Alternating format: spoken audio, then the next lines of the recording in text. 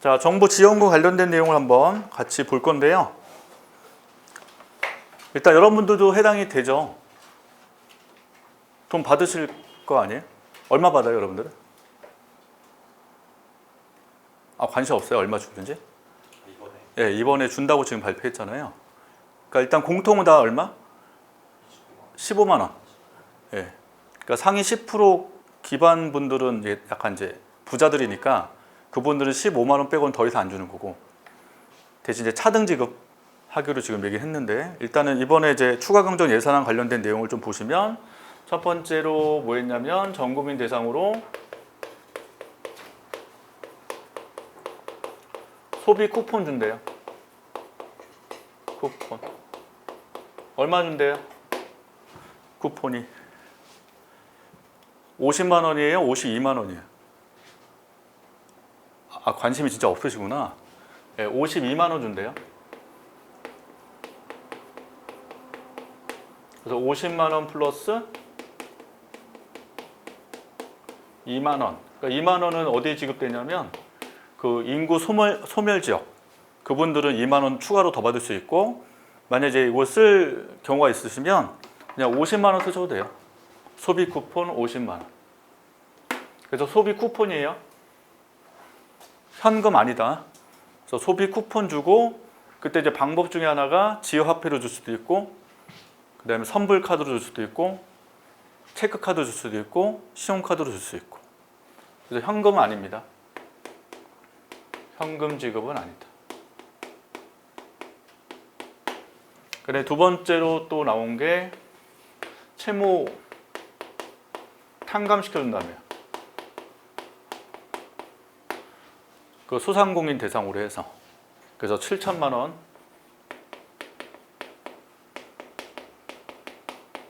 이하고 한 10년 동안 그 채무 불이행 하셨던 분들 대상으로 돈을 이제 갚을 능력이 없다고 판단되면 7천만 원 전부 다 지금 탕감해 주겠다라고 지금 발표한 게 핵심. 그래서 일단 큰 두 개, 1번하고 2번 요거 있고, 그 다음에 추가로 더 있는 것도 있죠. 뭐 가전제품 살 때 혜택 주겠다 이런 것도 있고, 뭐 고효율 가전제품 관련돼서 뭐 환급해 주겠다 이런 것도 있고, 그 다음에 5개 소비 분야에 대해서 뭐 쿠폰 지급하겠다.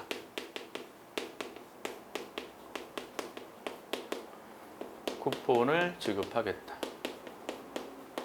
그래서 뭐 여행, 뭐 영화 이런 것들, 숙박 관련된 거 뭐 지급하겠다 이런 내용도 있고, 그다음에 건설사한테 뭐 재정도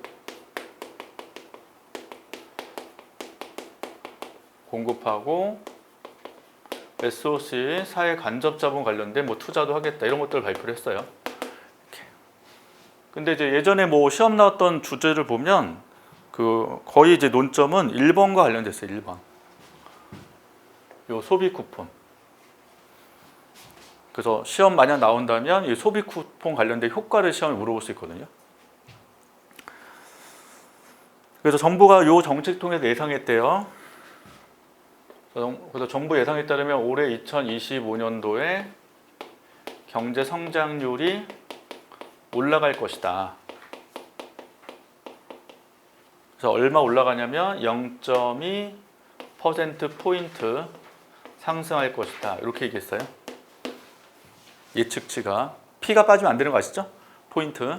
그래서 0.2%가 더 증가할 것이다. 그래서 포인트 증가할 것이다. 이렇게 지금 예측을 하고 있는 상태. 자, 그럼 이 상태에서 첫 번째로 궁금한 게 왜 현금 지급 안 하고 소비 쿠폰 했을까? 이거예요.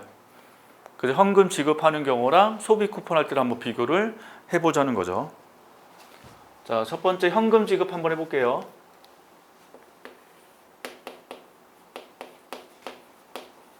지급 50만 원. 자, 일단 직관적으로 여러분이 현금 50만 원 받으면 그 돈을 전부 쓴다는 보장은 없어요.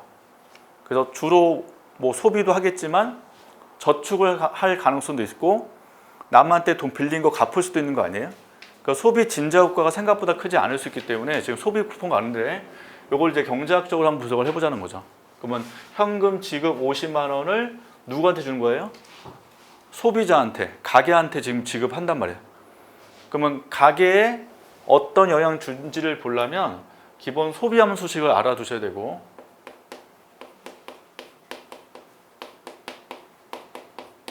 자, C, 이게 소비죠. 소비. C가 소비. A가 뭐였어요? A. 다시 B, Y 빼기 T. 요 식은 이제 알아두시면 좋죠. 다시 C가 소비.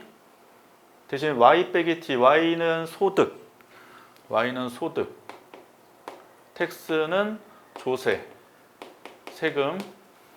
그래서 Y 빼기 T를 우리는 가처분 소득 또는 처분 가능 소득. Y 빼기 T를 쉽게 말하면 세후 소득. 연봉. 연봉은 세해 전 소득인 거고, 세금 뺀 게 세후 소득. 이게 Y 빼기 T. 그 다음에 앞에 B가 붙었죠? B가 매우 중요하죠? B. B가 뭐예요? 이름이 한계 소비 성향. 그 일종의 소비 심리라고 보시면 돼요. 한계 소비 성향. B. 자, 그럼 오른쪽이 전부 다 0이 되면 C는 A죠. 그러니까 내가 처분간호소 연봉이 없어도 A만큼 소비를 해야 된다. 이거 되잖아요. 오른쪽에 없다면. 그때 A를 기초 소비라고 해요. 그래서 매월 꼭 소비해야 되는 금액. 꼭 나가는 거 있잖아요. 통신비 이런 거. 그래서 A를 우리는 기초 소비라고 한다는 거죠.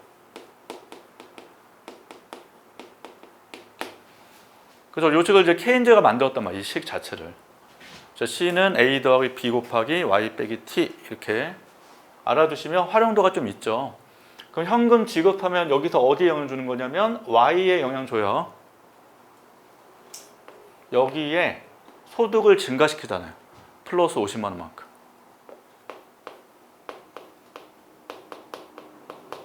이렇게.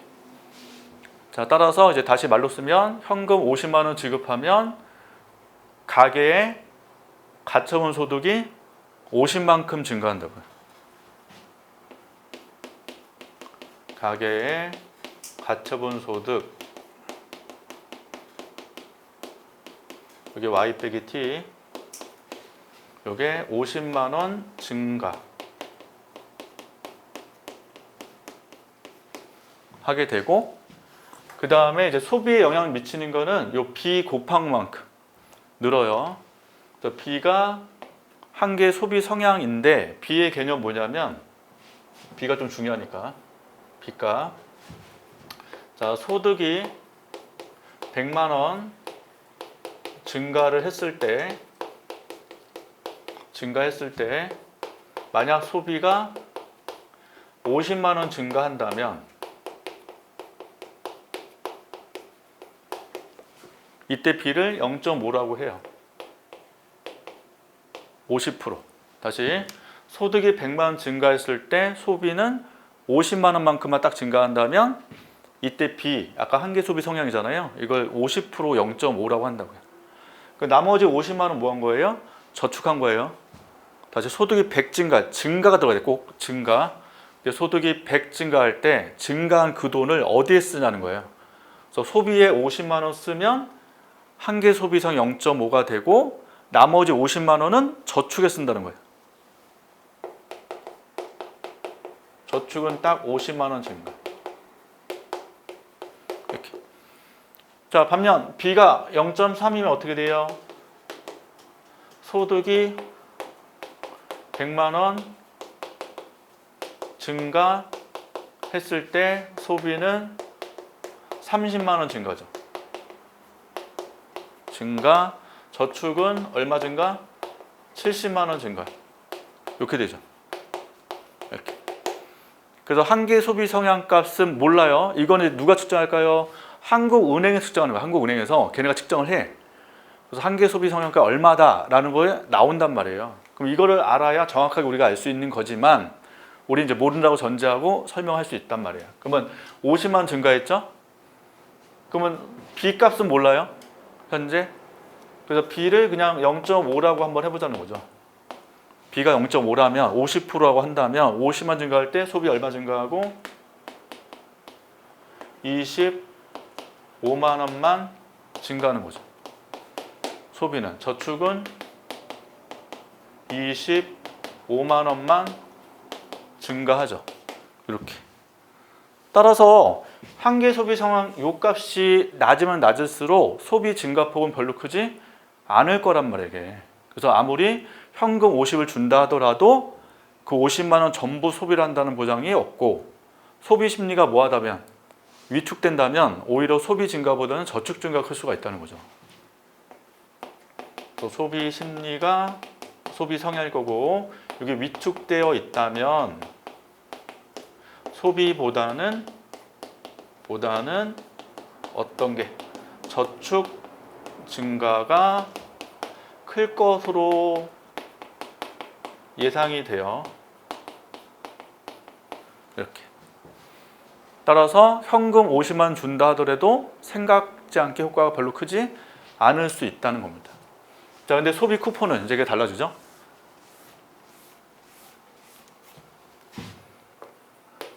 자, 소비 쿠폰은 50만 원인데, 자, 쿠폰은 기본적으로 뭐가 존재하냐면 사용 기간이 있어요. 그래서 이번에 아직 발표 안 났지만 약 4개월 정도라고 얘기하거든요. 4개월 내에 사용돼야 돼. 저 유효기한 있고요. 사용기한 있고. 두 번째, 사용할 수 있는 장소가 한정돼 있죠. 그래서 사용 대상도 한정돼 있다. 그래서 어제 뉴스 보니까 뭐 인터뷰 하더라고요. 쿠폰 받으면 뭐 할지. 그때 어떤 여성분이 자기는 뭐 체리를 비싸서 평소에 못 먹었는데 한번 체리 사 먹겠다 이런 얘기도 하더라고요. 그래서 기본 사용할 수 있는 대상이 백화점 안 돼요. 대형마트 안 돼요. 뭐 재래시장 이런 뭐 약간 정해져 있단 말이에요. 이게. 그럼 이건 반드시 쓸 수밖에 없네요. 그럼 저기에 적용하시면 어떻게 될까? 저 시기에 적용할 때 다시 쿠폰 50 주죠. 그럼 Y가 50 증가하죠. 그럼 B는 1이지. 이건 100% 소비할 수밖에 없기 때문에 한계 소비 성향이 0.5처럼 된 게 아니라 1일 가능성이 있다는 거예요. B가 1이다. 왜? 100% 돈을 50만 원 소비할 수밖에 없으니까. 이렇게. 그래서 한계 소비 성향 값이 1에 가깝다 라고 말할 수 있어요. 자, 그러면 이제 우리가 GDP식을 아시는 분들 계시겠지만 다시 우리나라 국내 총생산에 영향 미치는 게 뭐예요? 소비, 투자, 정부 지출 플러스 수출 빼기 수입이란 말이에요. 이렇게. 그래서 아까 분명히 정부가 뭐라고 그랬냐면 이렇게 돈을 쓰면 소비 쿠폰을 제공하면 우리나라 경제 성장률 GDP가 0.2%포인트 앞으로 증가할 것이다 라고 예상을 했단 말이에요. 이게 증가를 할 것이다. 뭐에 의해서? 이거에 의해서 증가를 할 것이다 라고 얘기했죠. 그럼 지금 소비를 50만 원 현금 50을 제공했을 때는 소비는 얼마 증가라고요? 지금 사례는 25밖에 증가를 안 해요. 이거는 그러면 소비 증가가 작죠? 50보단 적잖아요. 그러면 GDP 증가 별로 크지 않을 거다라고 볼 수 있지만 소비 쿠폰 50 하면 50만 원 하면 얼마 증가? 50만 원 증가 효과가 똑같죠. 그러면 이 내용은 뭐냐면 소비 쿠폰 제공한 것만큼 GDP가 증가해요. 이거는 정보 지출 효과가 똑같아. 다시 정보 지출도 특징이 뭐냐면 증가한 것만큼 증가해요. 이게. 근데 소비는 아까 현금을 줬을 때는 현금 지급했을 때 저축으로 빠져나오기 때문에 소비는 그만큼 증가를 안 한단 말이에요. 근데 소비 쿠폰의 특징은 한계 소비 상한값이 1이기 때문에 이게 소비가 50만 원만큼 증가한단 말이에요. 그럼 뭐랑 동일하다고 해석할 수 있어요? 정보 지출 증가과 동일하다고 해석할 수 있다는 거야. 이게. 그래서 정보 지출 증가로 보통 해석을 하거든요. 이게. 직접 증가로. 그럼 그걸 쓸 때 근거는 뭐예요? 한계 소비 상한값이 1이기 때문에 소비 쿠폰 50만 원 나가는 것만큼 소비가 증가를 해버리기 때문에 정부 지출 증가와 동일하다고 설명할 수가 있단 말이에요. 그럼 일종의 뭐예요? 확대 재정 정책 효과가 있다는 거죠. 확대 재정 정책. 그러니까 논리가 이렇게 연결돼야 자연스럽다고.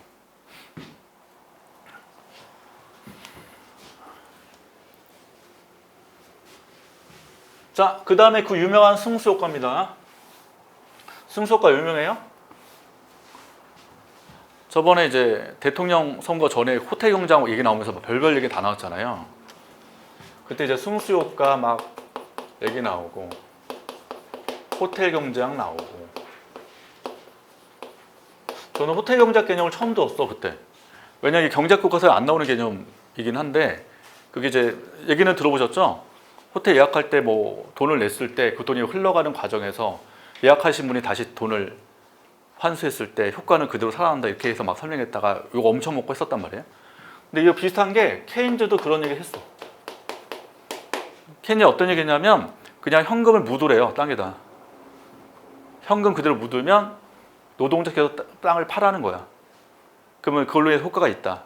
그래서 약간 케인즈도 약간 엉뚱한 소리 한 적이 있었는데 이게 극단적 개념 호텔 경제학 개념이고 이제 승수가 관련돼 있다. 자, 그럼 승수가 물어봤죠. 다시 현금 50만 원 지급. 자, 이거 승수효과 가봅시다. 자, 이게 지급되면 처음에 뭐가 증가한다고요? 소비가 증가한다. 소비. 그래서 아까 한계 소비 성향 B가 0.5로 그냥 가정하고 해본 거예요. 그럼 소비가 얼마 증가? 25만 원 증가. 그 다음 단계 어떻게 돼요? 소비가 25 증가하니까 GDP가 25 증가죠. 그게 이제 국민소득이잖아요. GDP가. 자, GDP 또는 국민소득이 25만 원 증가. 그 다음 다시 요거에 0.5만큼 소비 증가.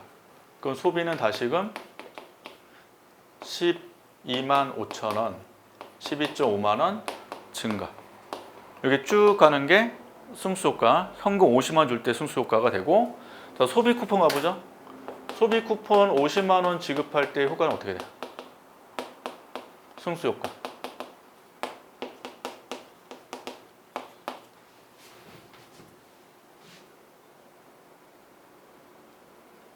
소비 50만 원 증가잖아, 이게.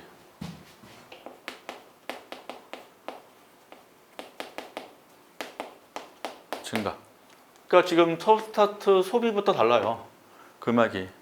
그 다음 얼마 증가? GDP, 국민소득 50만 원 증가. 그 다음 다시 소비 얼마 증가? 25만 원 증가. 그래서 쭉 가는 거죠. 그럼 아까 미련 비교할 때 소비 25만 원 증가가 처음부터 발생했던 건데 여기는 좀 지나서 발생되잖아. 그러니까 여기서 보면 이만큼 더 차이가 크다는 게 확인이 되죠. 그러니까 우리가 알고 싶은 거는 뭐 증가예요? 여기서? 소비 증가예요? GDP 증가예요? GDP 증가지. 승수효과는 GDP가 얼마나 증가하느냐가 승수효과예요. GDP가. GDP 처음 얼마 증가? 25 증가부터 스타트. 근데 여기는 얼마 증가? 50만 원 증가부터 스타트. 그러니까 지금 스타트부터 훨씬 금액이 크단 말이에요. 그래서 승수효과만 비교해도 소비 쿠폰 효과가 더 크다는 것을 확인할 수 있다는 겁니다. 네. 자, 그래서 이 승수효과 한번 확인하시면 좋겠어요.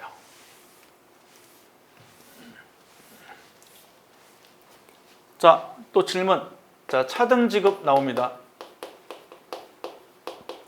내용이.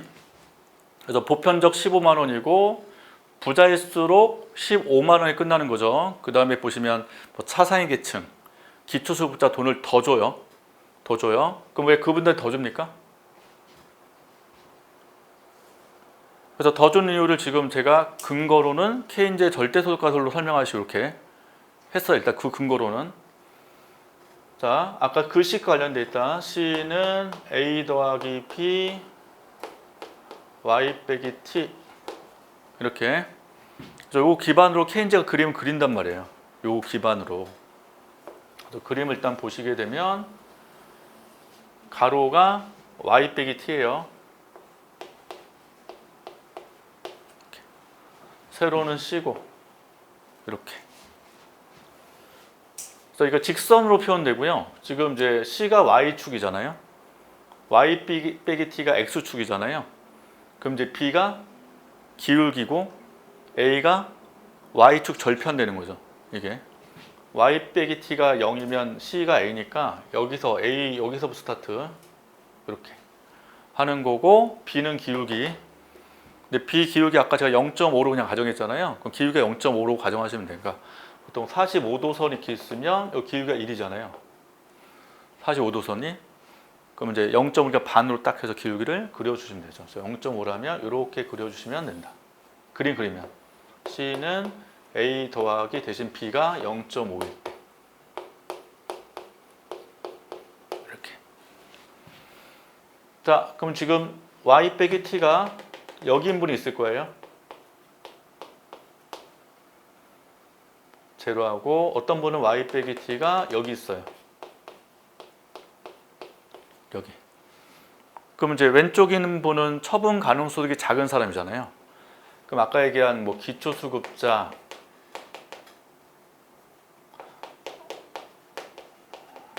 차상위 계층, 뭐 이런 분들이 여기 있을 거고, 약간 소득이 적으신 분들, 소득이 많은 분들은 오른쪽에 있을 거 아니에요? 그러니까 상위 10% 이런 거잖아요. 10%. 자, 그럼 이 상태에서 기초수급자는 Y 빼기 T가 요만큼인데 소비는 요만큼 하는 거예요. 이 높이가 소비잖아요. 여기. 그럼 요것분의 요게 뭐냐면 평균 소비 성향이라고 해요. 평균값. 요거 할 때 A, B 이렇게 하면 가로분의 세로 이렇게 표현되면 이 빗변의 기울기라고 하잖아요. 요거. 그래서 지금 여기 또 삼각형 이렇게 두시면 이렇게 삼각형 두시면 요것분의 요게 요 빗변의 기울기로 표현을 한단 말이에요. 빗변의 기울기. 그게 이제 평균 소비 성향 해서 여기를 양쪽 나눠주는 거예요. Y 빼기 T를 양쪽으로 나눠버리면 이 식에서 Y 빼기 T, C 해버리면 Y 빼기 T, A 더하기 B가 되잖아요. 양변씩 나눠버리면 Y 빼기 T. 요거 나눌 수 있지, 양변을? 그럼 지금 요것분의 요게 요 기울기라고. 이 그림에서는. 다시 Y 빼기 T가 요 가로 길이, C가 요 높이 세로 C.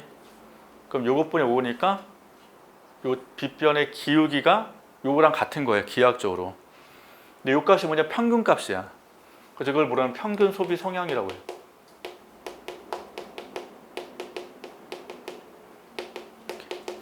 평균값. 자, 그럼 보세요. 여기 식만 보세요. Y 빼기 T가 클수록 평균 소비 성향 커요, 적어요? Y 빼기 T가 클수록 작아지잖아요. 그래서 돈이 많을수록 평균적 소비 성향이 낮다라고 한다고. 부자가 될수록. 그래서 그림에서는 요 기울기 표현되죠. 요 기울기보다 부자일 때가 기울기가 더 낮잖아. 기울기가 더 작잖아요. 이렇게 밑으로. 그래서 부자일수록 평균 소비 성향이 뭐하다? 작다라고 한다고 보통.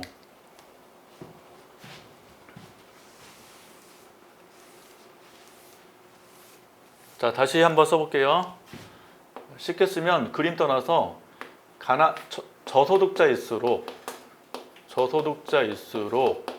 평균 소비 성향이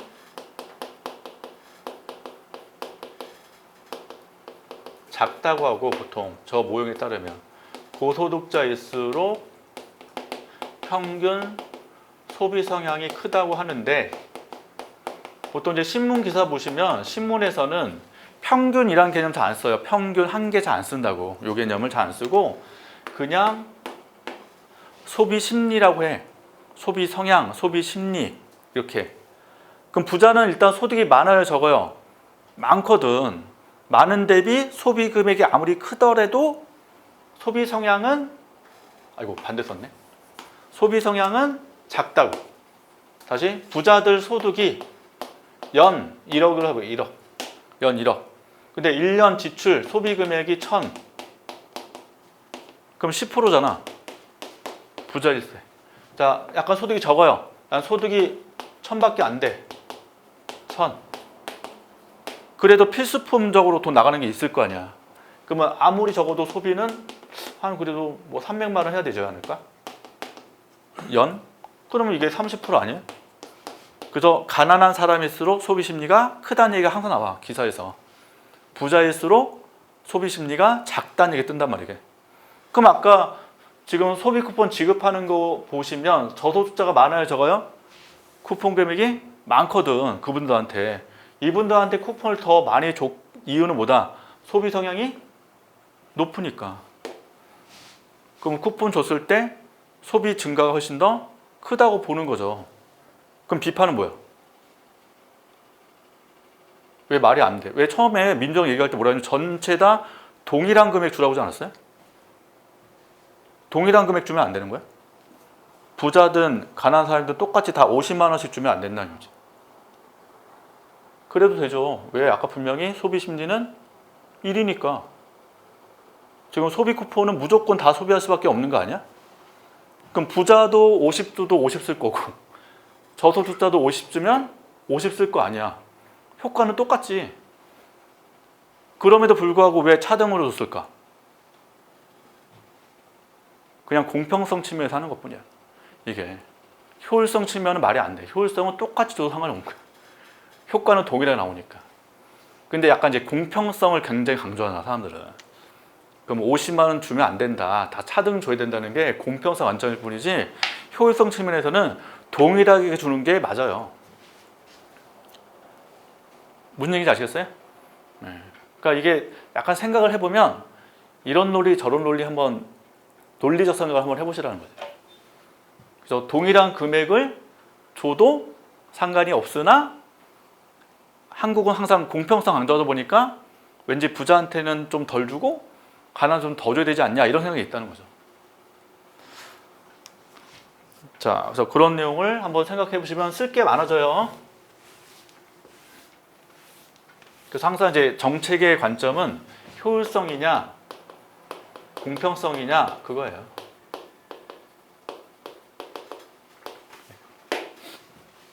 그래서 너무 이제 공평성을 추구하면 비효율성이 발생한다 얘기하는 거고 너무 효율성도 강조하면 뭐 공평하지 않냐 이런 얘기가 나올 수밖에 없다는 거죠.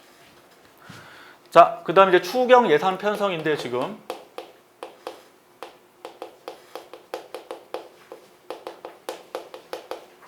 자, 원래는 예산 편성할 때 본예산을 여야 야비로 통과시키는 거고 추후에 이 예산 좀 더 필요하다면 추경 예산 편성을 해요. 그래서 본 예산의 기본은 세금을 얼마 거둘 거를 예측을 하고 즉 조세수를 기반으로 해서 정부 지출을 계획을 하는 거예요.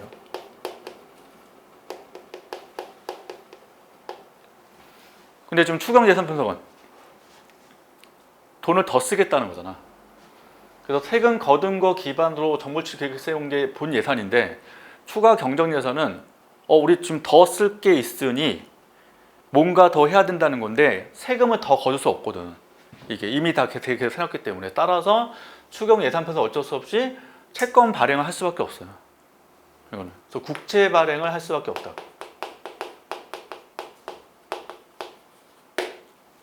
그럼 국채는 뭐야 개념이? 국가 발행한 채권이에요. 국가 발행 채권. 그래서 국가가 예산을 조달하기 위해서 채권을 발행했을 때 효과를 한번 보자는 거죠. 자, 채권 발행하면 자금이 국가로 쏠려요. 일단 국가 채권은 장점 뭐예요? 매우 안전하죠. 안전하기 때문에 기본적 사람들은 국채 살 거다. 그러면 자금이 국채로 쏠립니다. 그럼 시중 자금이 부족해져요? 많아져요? 자금이 부족해진다고. 정부로 돈이 흡수가 되기 때문에. 따라서 자금 부족에 의해서 금리는 어떻게 돼요? 상승할 수밖에 없다고. 이렇게. 자, 또 국채 발행하면 왜 자금이 부족해져? 자, 자금이 100억 있다 해볼게요. 100억. 자, 정부가 국채를 발행했죠. 그럼 100억이 어디로 가는 거야? 정부로 가죠. 그럼 시중 자금은? 시중 자금. 시중 자금은 예전보다 적어질 거 아니야. 그래서 자금이 예전보다 부족해진다는 거야. 그래서 금리는 뭐 한다? 올라갈 수밖에 없다라고 하는 거죠. 자, 또 기업도 채권 발행합니다. 기업은 회사채를 발행해요. 그럼 기업 회사채는 잘 팔려요? 잘 안 팔려요? 잘 안 팔려요. 왜냐하면 국채를 사람들이 많이 사니까 기업 회사채는 예전보다 덜 팔리겠죠. 그럼 얘네가 채권 발행할 때 금리 설정하거든. 채권에 몇 % 금리 주겠다라고 해요. 그럼 그 금리 어떻게 돼요? 올라갈 수밖에 없다. 그래서 회사채 금리는 상승하게 된다. 이렇게. 그럼 회사채 금리 올라가면 기업 어떻게 돼요? 힘들어지지. 기업은 지금 더 이자를 주고 돈을 빌려야 되기 때문에 기업 입장에서는 예전보다 투자가 줄 수밖에 없겠죠. 투자 감소가 또 발생돼요. 기업 투자가. 이렇게. 그래서 반드시 모두 있다? 부작용도 있어요.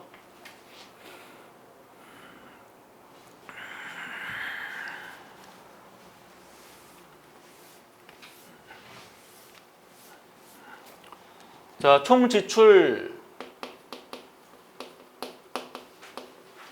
자, 총 지출이 생산을 결정하는 거야. 다시 소비를 늘리면 기업은 어떻게 돼요? 생산을 할 수밖에 없잖아요. 그래서 보통 생산과 총 지출이 같다라는 식이 나온다고. 그래서 아까 나온 식이 GDP가 생산이잖아요. GDP는 이게 생산. 그다음에 오른쪽이 뭐에 다? 총 지출. 그래서 가계는 소비 지출. 이게 지출. 투자, 지출, 정부, 지출, 그리고 수출 빼기 수입. 그래서 오른쪽이 총 지출식이죠. 그래서 총 지출이 늘어야 우리나라의 GDP가 증가하는 거고, 그게 이제 경제 성장을 가져다 준다고 설명한다는 거죠. 그럼 아까 소비 쿠폰을 지급하는 건 뭐에 준다? 소비 이거죠. 소비 쿠폰을 지급하면 가계 소비는 증가를 할 거다 이거죠. 그다음에 건설사 여기 있죠. 건설사 재정 공급하면 건설 투자 증가하네요. 건설 투자는 어디예요? 투자죠, 투자. 여기 투자. 이게 건설 투자.